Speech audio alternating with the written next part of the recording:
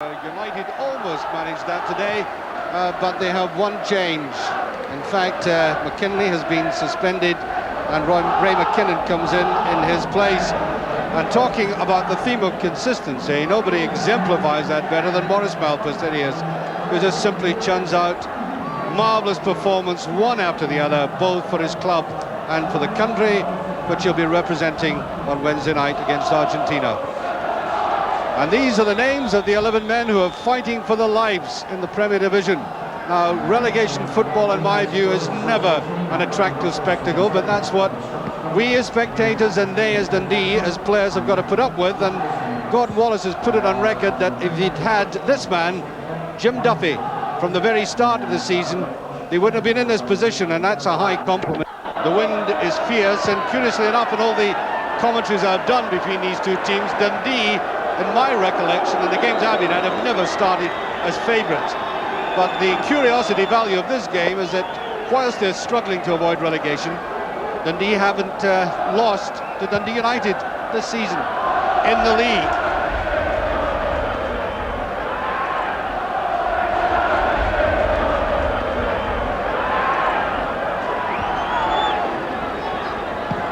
Good interception there.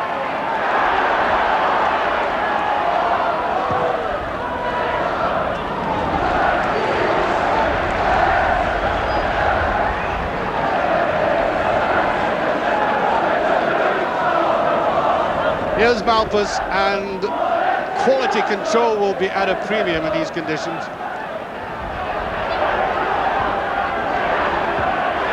I think the play is going to be very fierce indeed. Free kick.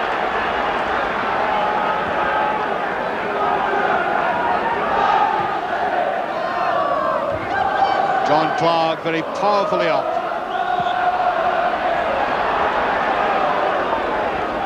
Free kick again. Back goes Jimmerson.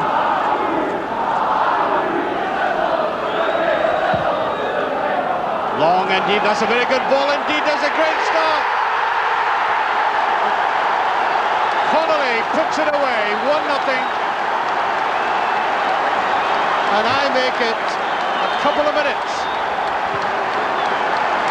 That is all that's taken Dundee United to go into the lead from that long penetrating ball, which found a nice little gap, and that was a very cool finish, by the way, under pressure by Connolly. Injured in the process, but I think there'll be a smile on his face very shortly. Well, Paddy Connolly's recovered, but I think Dundee will take several minutes to do exactly that. They were really caught cold there. A goal, I think, aided and abetted by the fierce quality of the pitch.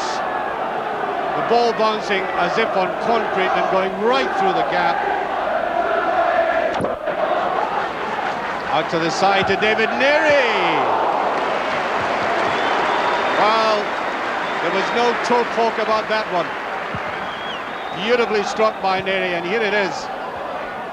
Took it well there, gone right through the gap again. Goalkeeper in good position. Right. Well, I don't know if you can hear an awful roaring in the background. We can up here, and it's the wind which started off as a gale has almost got to hurricane proportions. Away. Great chance, that's equaliser. Yes, right. Oh. Well, all credit to him for scoring that, but really, I think that was Hurricane assisted. Maybe we should put in the scoreline scored by Hurricane. That would be, I think, unfair to write. He got his head at the end of it. Was a very deft touch, but there's no doubt that that sudden squall blowing right into the face of the United defence with the snow coming on did help them. And we have an equaliser up to 13 minutes.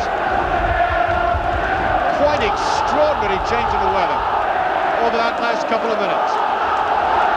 And down there is Boris Malthus.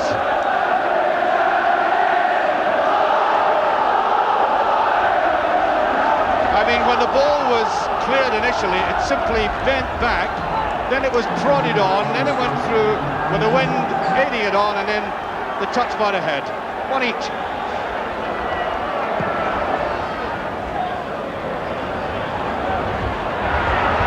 Madeleine almost sneaking it through to Malthus. Jackson. What two fine young players they are. Now, here's something of a blow. It looks to me as if Maurice Malthus is coming off, and replaced by Bowman. Bowman. That's a useful ball indeed. Jackson is out. Clark couldn't get the shot in properly. Came so close to his body. It wasn't the Clark blockbuster we might have expected. United trying to get back into the game again. There's Darren Jackson, taken away by Jimmerson. Here's Jackson with a chance. Offside.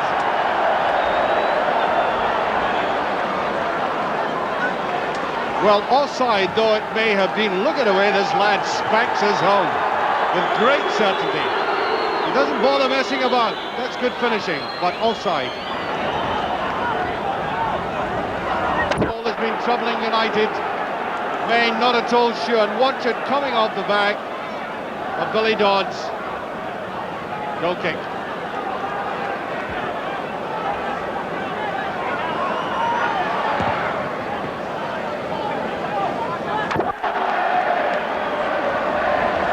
Position indeed. Right on the edge of the box. Shannon and Chisholm. The referee wants the defensive line further back.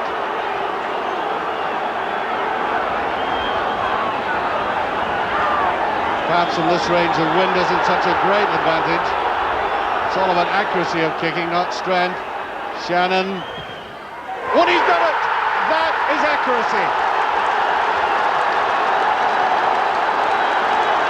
Precisely how a free kick should be taken from that zone. 2-1.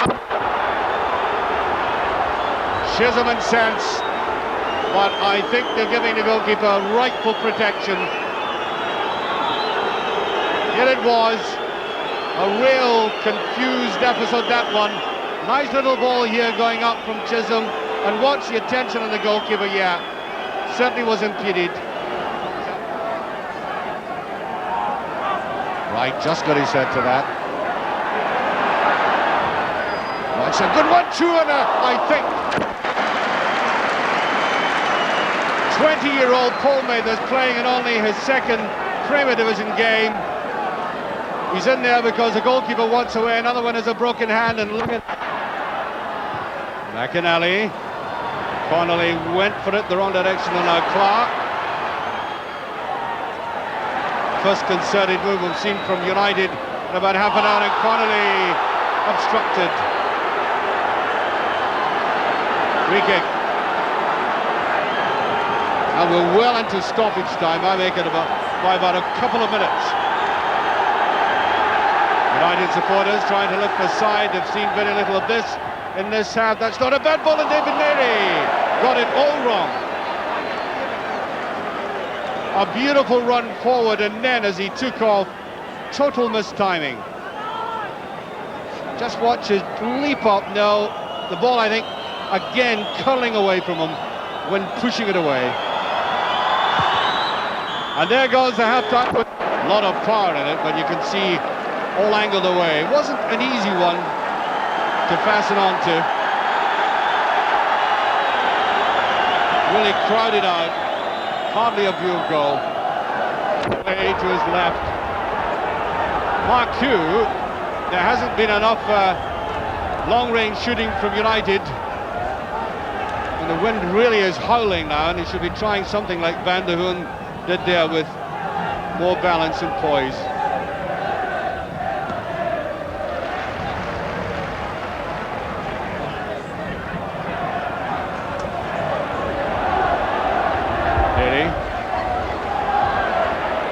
Very few players are able to bring the ball down in midfield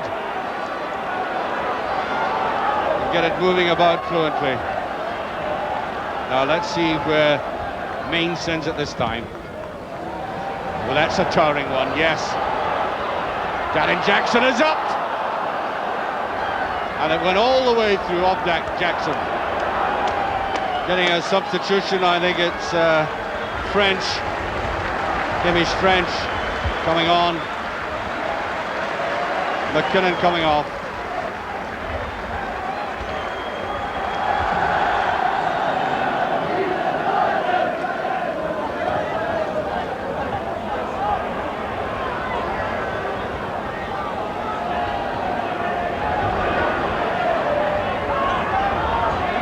Jackson back deep, free kick. That was a careless challenge by Chisholm.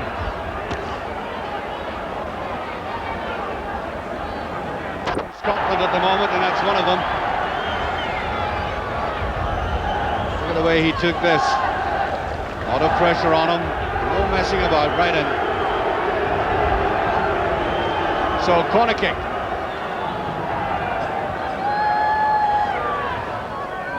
Tremendous curl, and he got a touch to it again. Another corner. Can't be at all easy, looking into the sun, the wind blowing fiercely into him, and up he goes confidently to get that touch. It's all he could do. Again, it's there, and Clark, quite annoyed with himself. Okay. There's about a minute of ordinary time left.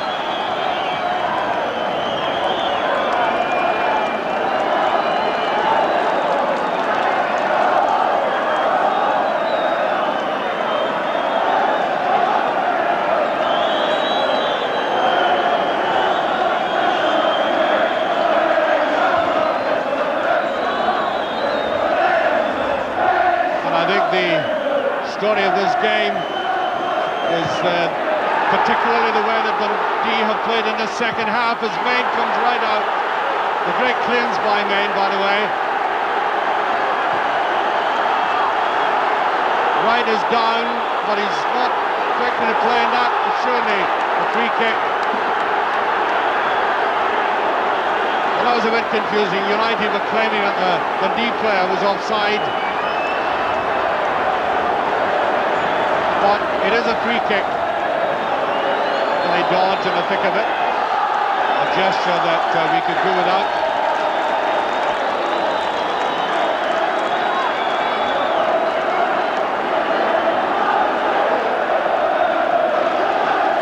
Chisholm taking this. That might just be a goal kick, yes. And now, United have really got to troop upfield, and this has got to be a long one. We're now a minute into stoppage time.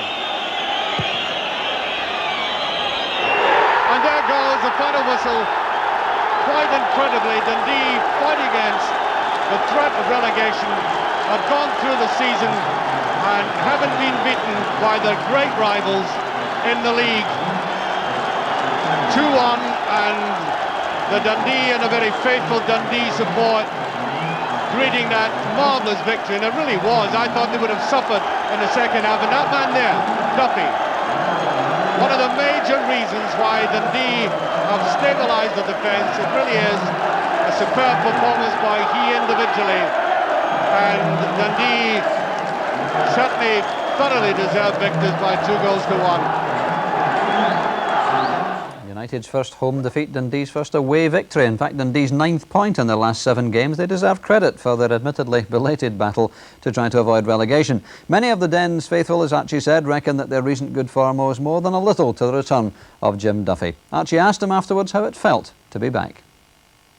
It feels very good. Obviously, it feels a bit better when you win. Of course. Has the game changed in that 2.5 years you've been away? No, I don't really think it's changed. I mean, the derby games, I think, are always the same. They're always very competitive and that, so I don't think that's changed at all. Now, I emphasised the wind this afternoon. Just how bad was it? Yeah, very difficult. I mean, in the first half, it was swirling a wee bit coming through, but in the second half, I felt we used the wind a wee bit better, but it was really, really strong going down the hill a wee bit. How did you feel about losing that early goal? Yeah, well, I think I've got to take a wee bit of responsibility for that, because I didn't really get used to the wind in the first few minutes, and I should have sat back and waited till they settled into the game. So we got caught a wee bit cold early on. But at least if you're going to lose a goal, lose it early on. At least it gives you most of the match to get it back. And the other thing, of course, is you used the elements. I mean, that equaliser by Keith Wright, it was just after the blizzard came on, and he took it well. I mean, that's when the United defence were bothered by it, really. Yeah, that's right. Well, Keith scored a few in his time, but I think that was a real beauty. You know, I mean, he just went into the back end and just nodded it through as the keeper came out. Now, the policy then was just to keep the pressure on by getting the ball as often and as quickly as possible into their box. Yeah, that's right. Well, I mean, you've just got to take the conditions as the game's played.